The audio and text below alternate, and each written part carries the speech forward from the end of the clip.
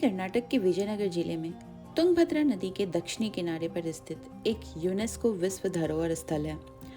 हम्पी 14वीं शताब्दी में विजयनगर साम्राज्य की राजधानी थी।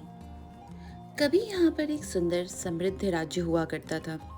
कई मुगल शासकों द्वारा इस स्थान को लूटा गया और आज यह खंडर है। लेकिन हम्पी का सुंदर प्राकृतिक वातावरण, जिसमें तुंगभद्रा नदी और चट्टानें शामिल हैं, आज भी मौजूद है। हम्पी को पंपा क्षेत्र, किष्किंधा क्षेत्र और यहाँ तक कि भास्कर क्षेत्र के रूप में भी जाना जाता है। सो हे एवरीवन, स्वागत है आप सबका मेरे चैनल आइकॉनिक सलोनी पर। इस वीडियो के थ्रू मैं आप सबको हम्पी के मोस्ट पॉपुलर टूरिस्ट प्लेसेस के बारे में बताऊंगी। वीडियो शुरू करने से पहले आप सबसे मेरी एक छोटी सी रिक्वेस्ट है, अगर वीडियो अच्छी लगी तो please like, share, subscribe to my channel.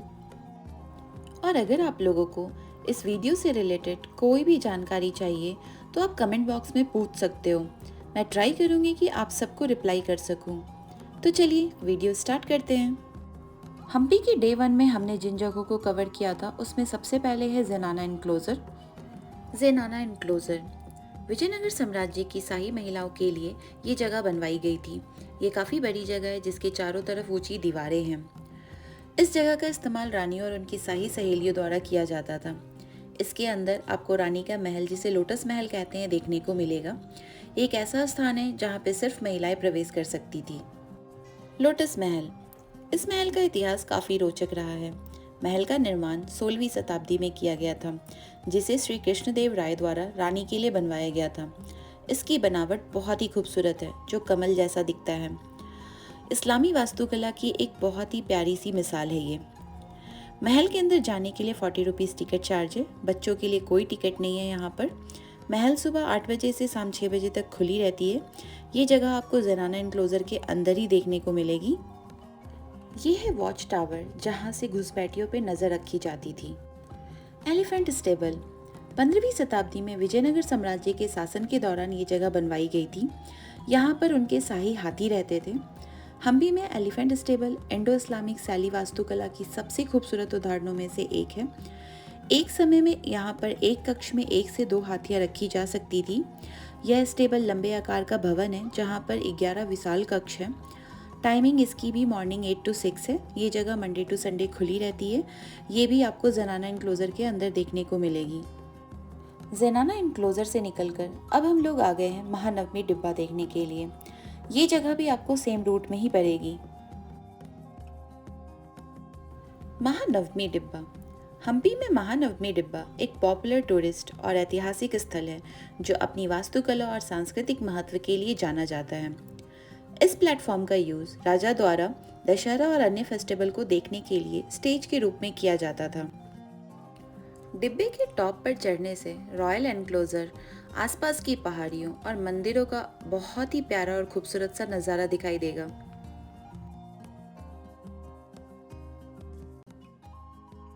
Stepped tank, Mahanavami डिब्बे के पास आपको इस तरह के सीढ़ीदार तालाब देखने को मिलेंगे।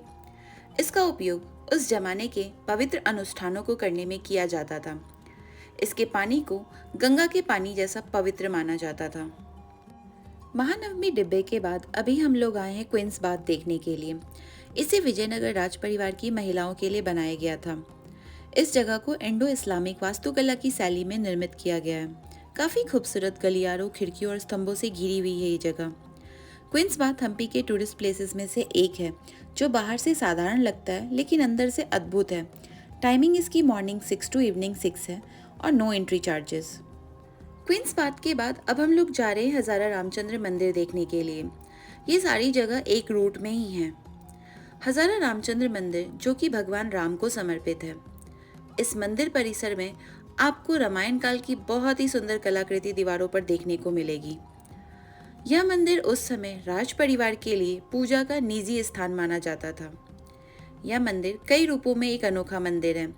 मंदिर का नाम सबसे पहली चीज़ है जो लोगों का ध्यान अपनी तरफ आकर्षित करता है। यहाँ पर पहले भगवान राम, सीता, लक्ष्मण की मूर्तियाँ हुआ करती थी। फिलहाल इन जगहों पर कोई मूर्तियाँ नहीं है। अब अंदर आने के लिए कोई एंट्री चार्ज नहीं है। मॉर्निंग 6 to इवनिंग 6 ये जगह खुली रहती है। सो डे 1 हमारा आज यहीं समाप्त होता है। आज है हमारा दूसरा दिन हम्पी में और सबसे पहले हम लोग आए हैं विरूपाक्ष मंदिर। विरूपाक्ष मंदिर कर्नाटक राज्य के हम्पी में तुंगभद्रा नदी के किनारे पर स्थित एक पवित्र स्थान है। इस मंदिर के इतिहास और सुंदरता की वजह से इसे यूनेस्को की विश्व धरोहर स्थल में शामिल किया गया है। यह प्राचीन मंदिर भगवान शिव के रूपों में से एक विरूपाक्ष को समर्पित है, जिसे प्रसन्ना विरूपाक्ष मंदिर के नाम से भी जाना जाता है। मंदिर की timing morning 9 to 1 and evening 5 to 9 PM है। मंदिर के अंदर जाने के लिए कोई फीस नहीं है। विरूपाक्ष मंदिर में दर्शन के बाद जो अगला स्थान मिलेगा वो एक सुंदर पहाड़ी है जिसका नाम हेमकूट पर्वत है। यहाँ पर एक ऐसी मान्यता है कि जब प्रभु श्री राम किष्किंधा में थे तब वानर सेना और हनुमान जी ने यहाँ पर बड़े बड़े पत्थरों को रखकर गुफाएं बनाई थी जहाँ पर प्रभु श्री राम विश्राम कर सके। इस पहाड़ी पर आपको कई गुफाएं और मंदिर देखने को मिलेंगे, जिनमें से अनेकों का निर्माण विजयनगर साम्राज्य से भी पहले हुआ है। दूसरी कहावत ये भी है कि भगवान शिव और देवी पंपा का विवाह भी यहीं हुआ था। इस पहाड़ी से आपको बहुत ही प्यारा सा सनसेट और सनराइज देखने को मिलेगा। विरूपाक्ष टेम्पल के बाद अभी हम आए हैं कोरैकल राइड। हम्पी में कोरैकल्स राइड काफ़ी पॉपुलर है। तुंगभद्रा नदी पर कोरैकल्स की सवारी टूरिस्ट को काफ़ी पसंद आती है। जिस स्थान पर मैं हूँ इसको चक्र तीर्थ कहते हैं, जो हम्पी बाजार से बहुत नज़दीक है। कोरैकल सवारी के लिए आपको यहाँ कई स्थान मिल जाएंगे। राइडिंग के लिए आपको यहाँ चार्ज लगेगा 500 to 1000। टाइमिंग आपको यहाँ मॉर्निंग 8:30 to 5:30 है। मंडे टू संडे ये जगह खुली रहती है। कोरैकल राइड के आसपास आपको बहुत सारी मंदिरें भी देखने को मिलेंगी जो बहुत पुरानी हैं। साथ ही साथ आप इस रास्ते से विट्ठल मंदिर भी जा सकते हो। बीच में ही आपको सुग्रीव की गुफा भी देखने को मिलेगी। कोरैकल राइड वाले रास्ते से ही हम लोग होते हुए विट्ठल मंदिर की तरफ जा रहे हैं। यहाँ से आपको वॉक करके जाना पड़ेगा। 1 से 2 घंटा आपको लग सकता है। रास्ता काफ़ी अच्छा है, आप आराम से जा सकते हो यहाँ से भी। कोरैकल राइड से विट्ठल मंदिर जाने वाले रास्ते में ही आपको सुग्रीव की एक गुफा दिखेगी। हम्पी में सुग्रीव की गुफा एक महान पौराणिक स्थल है। यह एक प्राकृतिक गुफा है जो हिंदू महाकाव्य रामायण में वानर राजा सुग्रीव से जुड़ी हुई है। यह गुफा तुंगभद्रा नदी के किनारे पर स्थित है। रामायण के अनुसार सुग्रीव अपने भाई बाली द्वारा निष्कासित होने के बाद अपने वानर योद्धाओं के साथ इस गुफा में शरण ली थी। श्री राम से उनकी मुलाकात यहीं पर हुई थी। आप इस जगह को सिर्फ बाहर से देख सकते हो। सुग्रीव गुफा के बाद हम पहुंच चुके हैं विट्ठल मंदिर। विट्ठल मंदिर का निर्माण 15वीं शताब्दी के दौरान किया गया था। भगवान विट्ठल को समर्पित इस मंदिर का निर्माण विजयनगर साम्राज्य के देवराय द्वितीय ने करवाया था। यही कारण है कि मंदिर को विजय विट्ठल के नाम से भी जाना जाता है। यहाँ विट्ठल का मतलब भगवान विष्णु से है। मंदिर के अंदर आपको 56 संगीतमय खंबे देखने को मिलेंगे जो सारेगामा पिलर्स के तौर पर भी प्रसिद्ध है। इस पिलर को जब छूते हैं तो इससे एक संगीत की धुन सुनाई देती है। हम्पी का यह सबसे ऊंचा मंदिर है और मंदिर के अंदर की नक्काशी तो यहाँ की खूबसूरती में 4 चांद लगा देती है। विट्ठल मंदिर को हम्पी के सारे मंदिरों और स्मारकों में सबसे भव्य और सुंदर माना जाता है। मंदिर परिसर में कई हॉल, मंडप और मंदिर परिसर हैं। मोनोलिथिक बुल टेम्पल, यह भगवान शिव के पवित्र बैल नंदी का विशाल प्रतिमा है। एक ही ग्रेनाइट चट्टान से बनी हुई ये बुल 15 फीट ऊंची, 27 फीट लंबी है। मोनोलिथिक बुल टेम्पल विरूपाक्ष मंदिर के जस्ट सामने आपको मिलेगी देखने को। यहाँ पर हम्पी बाजार का अंत होता है। यह बुल 500 साल से भी अधिक पुराना है। यहाँ पर कोई एंट्री चार्ज नहीं है। यह जगह एवरीडे खुली रहती है। हम्पी बाजार, विरूपाक्ष मंदिर के सामने स्थित हम्पी बाजार एक प्रसिद्ध बाजार हुआ करता था जो 1 किलोमीटर से अधिक क्षेत्र में फैला हुआ है। विजयनगर साम्राज्य के दिनों में इस जगह पर चलता फिरता एक बाजार हुआ करता था, बट अब यहाँ पहले की तरह कुछ भी बचा हुआ नहीं है। आप बस रोड की तरफ खड़े होकर इन पुराने मंडपों को देख सकते हो। अच्युत राय मंदिर, हम्पी में स्थित यह मंदिर 15वीं शताब्दी में बनवाया गया था। हम्पी के प्रमुख शानदार मंदिरों में से है जो मातंगा पहाड़ी के पास स्थित है। यह शानदार मंदिर विजयनगर साम्राज्य के पतन से पहले हम्पी में निर्मित किए गए अंतिम आकर्षक मंदिरों में से एक था। यह मंदिर राजा अच्युत राय द्वारा बनवाया गया था, इसलिए इसका नाम राजा के नाम पर रखा गया।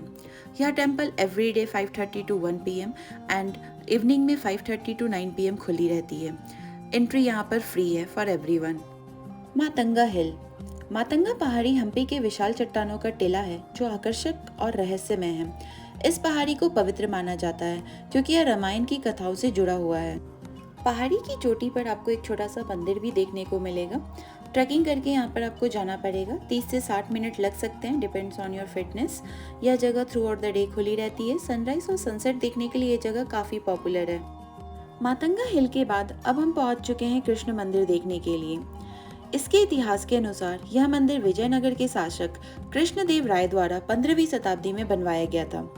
इस मंदिर की दीवार पर की गई कलाकृति और नक्काशी अपने आप में अद्भुत है। यह मंदिर भगवान कृष्ण के बाल रूप बाल कृष्ण को समर्पित है। Every day morning 6 to evening 6 तक यह मंदिर खुली रहती है। लक्ष्मी नरसिम्हा मंदिर।